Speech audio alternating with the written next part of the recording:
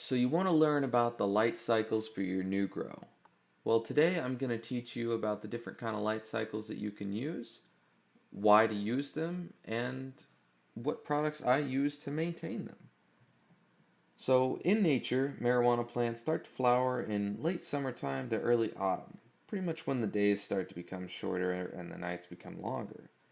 These flowering signals are triggered by photoperiodism, which begins the flowering process and tells the plant that autumn is near. The female marijuana plant redirects its energy from vegetative development to flowering in order to essentially drain the plant pollen to generate seeds. By manipulating the hours of night, you can postpone flowering marijuana indefinitely or begin flowering whenever you want. Typically, if you're starting out from seed to vegetative, you want to do about 18 hours of daylight and 6 hours of night. Some people use 24 hours of light, but I would suggest against that and use 18 to 6 just to be safe.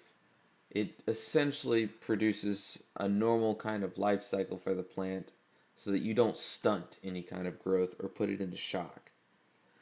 Now, when you want to go from vegetative to flowering, which is when you're essentially going from growing all the stems and leaves in your plant to start growing buds, you want to switch from 18 to 6 to 12 hours of daylight and 12 hours of night. Now, your buds aren't going to grow in the daylight. They're going to grow at night.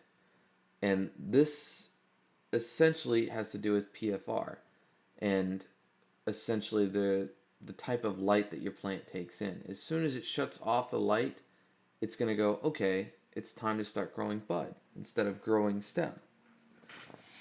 Now, typically when you start this light cycle, you want to essentially give your plant about 3 days of darkness just to get it kick started so the plant fully understands that it's time to start growing bud.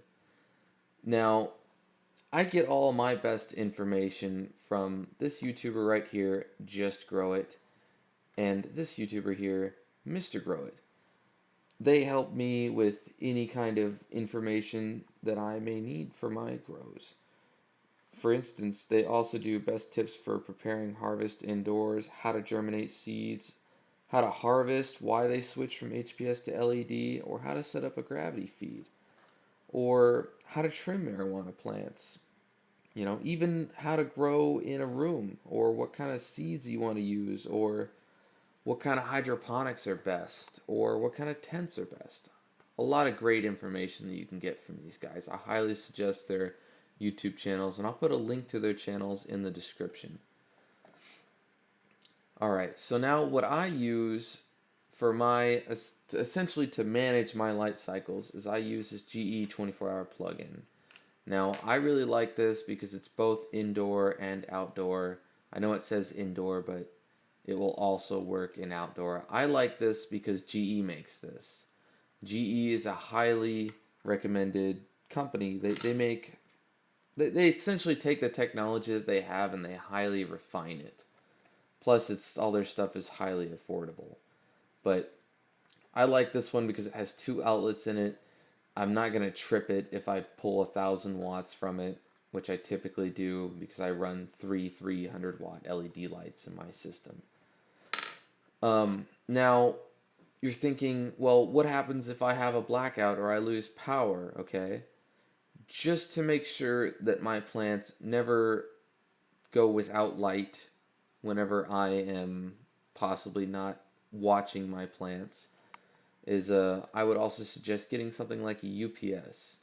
Now, what a UPS does is it's constantly plugged into the wall. You can draw your lights and your timer through this UPS, but what it does is it's a battery backup.